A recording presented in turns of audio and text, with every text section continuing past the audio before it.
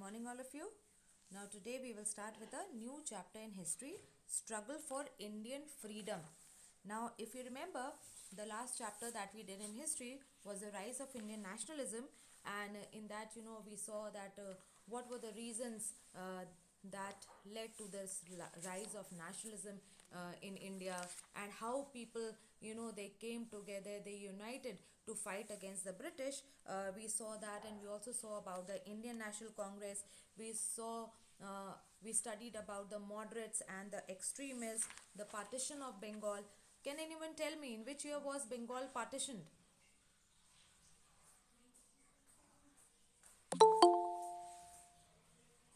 Yes, in which year was Bengal partitioned? 1905. All right, 1905.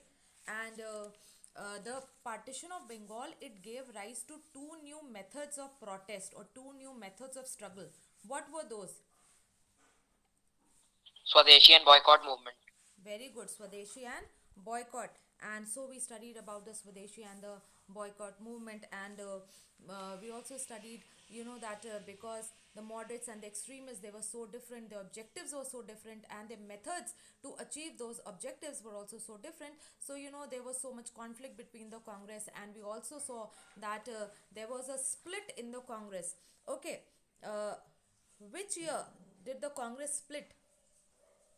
From 1907. Right, 1907. At which place? Surat.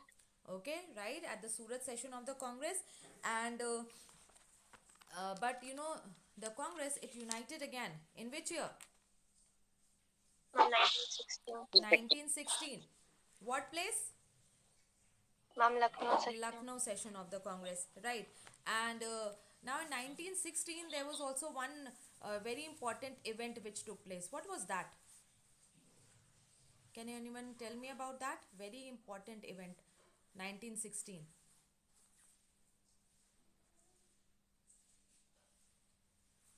Yes, anyone? Lucknow Pact. Lucknow Pact. What was that Lucknow Pact? Between whom was this pact? The Congress and the Muslim League. Very good. The Congress and the Muslim League. So this uh, Lucknow Pact was very important, and so we studied about all this in the last chapter, and now we will simply continue towards achieving our independence. And so the next chapter we'll be doing is Struggle for Indian Freedom from 1919 to 1947. Page number 126. Turn to page number 126 in your books. Okay, World War One. In which year did the World War One begin? From 1914. Okay, 1914. So, after this World War, what was the duration of the World War? World War One. From 4 1914. years. Okay, all right. So now after the First World War, that is 1914 to 1918, the national movement in India, now it became more vigorous, means it became more strong and more active. Now why? Because this was because of the hollowness of the British promises. The Britishers, they made so many promises to the Indians during this time, and they said that okay, that if Indians would help them in this war, then obviously they will grant then dominion status, and they will listen to, and they made so many promises like that.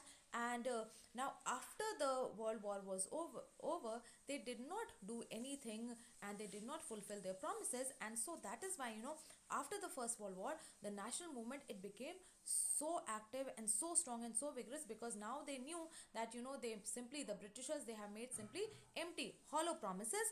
And now another reason was that in Russia, a new government came after the Russian Revolution of 1917.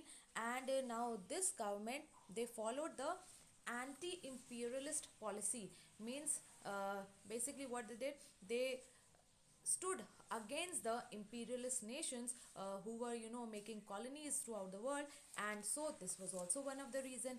And then uh, during this time, when the national movement, it was becoming so strong, and the people, they were really angry, and discontented with the way the Britishers were ruling. Now they knew that the Britishers, they were not interested in the welfare of the people. They were simply concerned about filling their own pockets, and treating India only as a colony.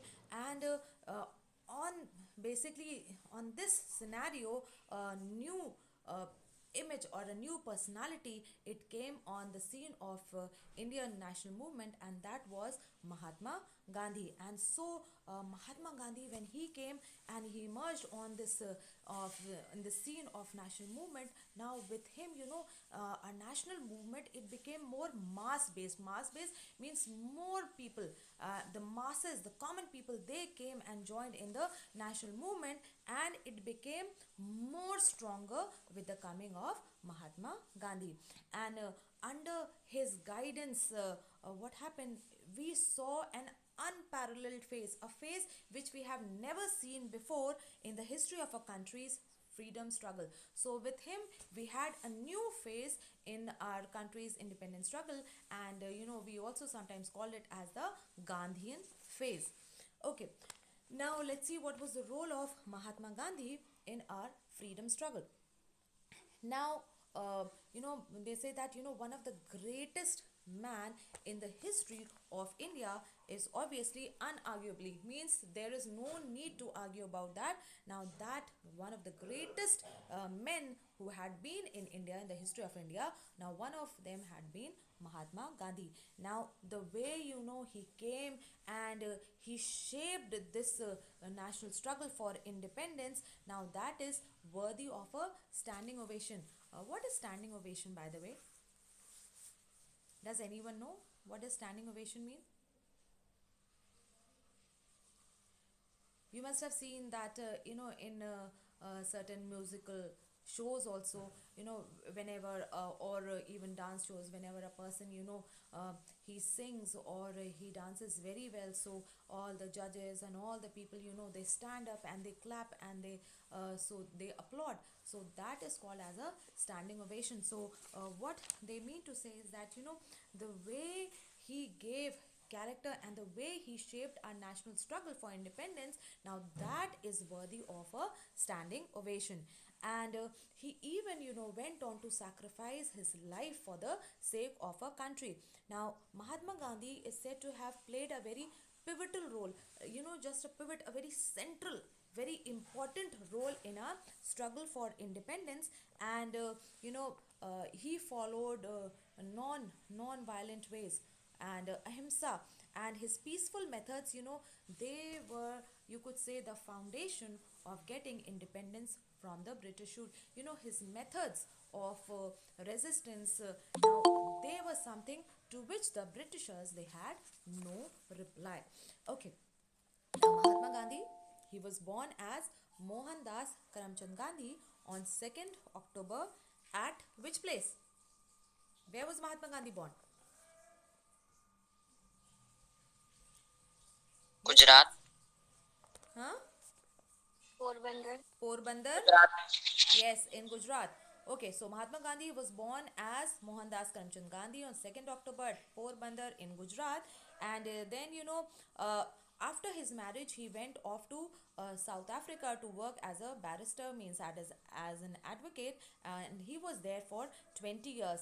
And now, you know, like we were here under the control of the Britishers, so likewise in South Africa also, now they were also under the control of the European powers.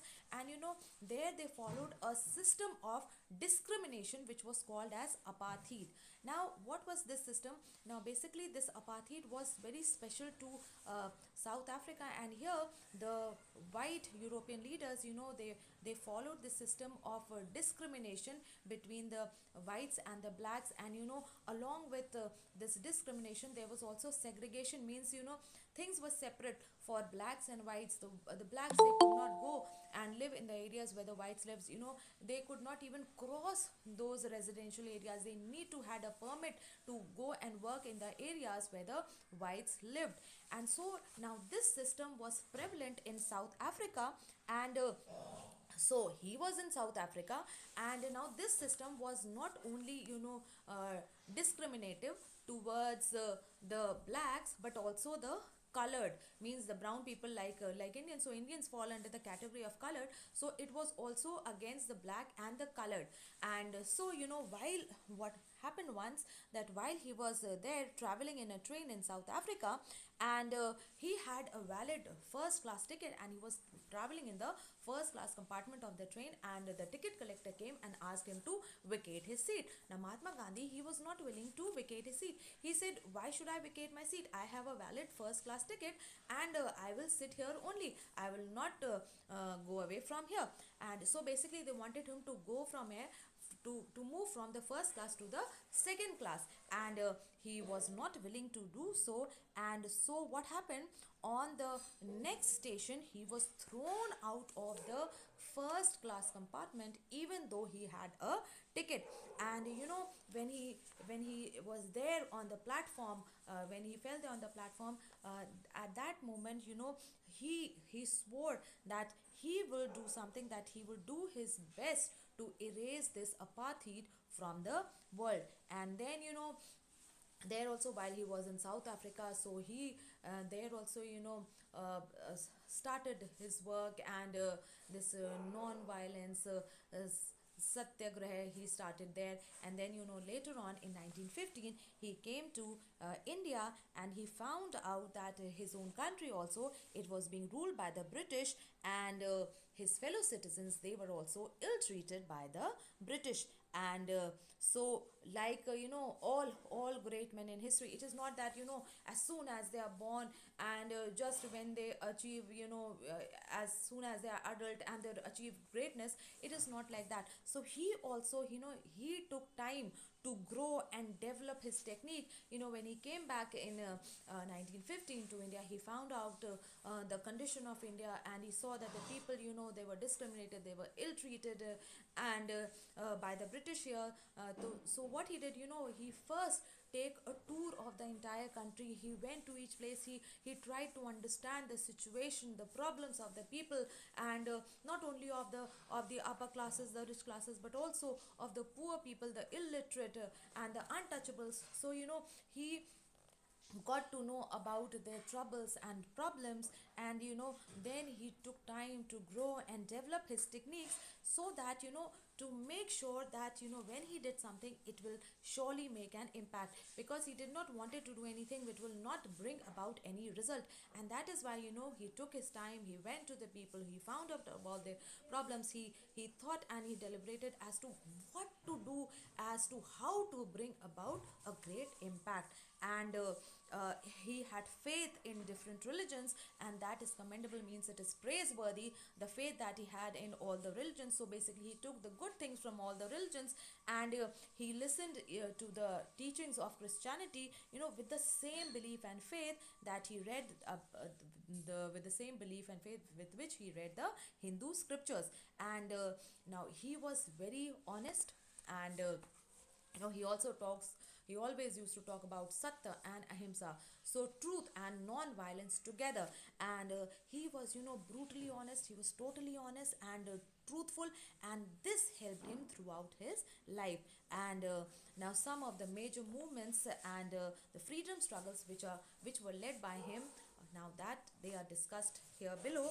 And so truth and ahimsa, and means truth and non-violence, satya and ahimsa. So basically what his concept about this was, he said that if what you are fighting for is true, means if what you are standing for is really true, is truth, it's satya, and then he said that then you don't need violence to achieve your purpose, because if you are true, if you are standing firm on what is right, then there is no there is no need to use violence.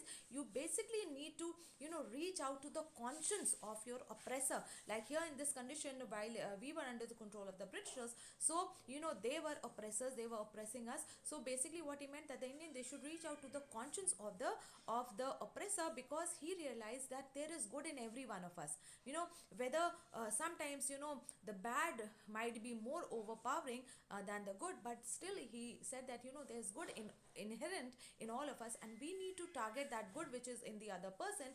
And so when you are on truth and you go on asking for what is right, doing right in a non-violent manner, so obviously you will triumph.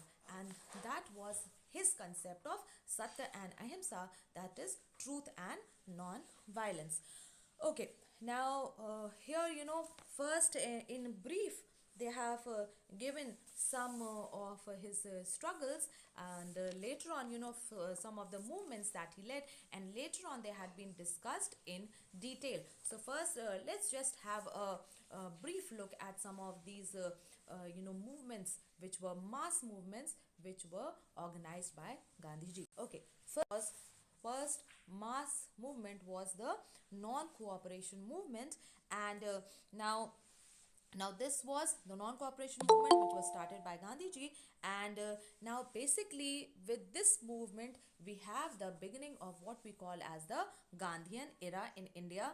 And now this non-cooperation movement, it was basically aimed at making the Indians aware of the fact that the British government, they can be opposed, and if done actively, if this is done in a proper way, then obviously it will keep them in check. Now why non-cooperation?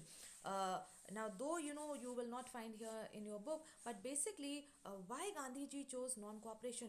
Now he was of the view that the Britishers, they had been able to establish their rule in India because the Indians, they had cooperated with the British. And he thought that if the Indians stopped cooperating with the British, then this British rule will come to an end. And hence with that in mind, he started this non-cooperation movement.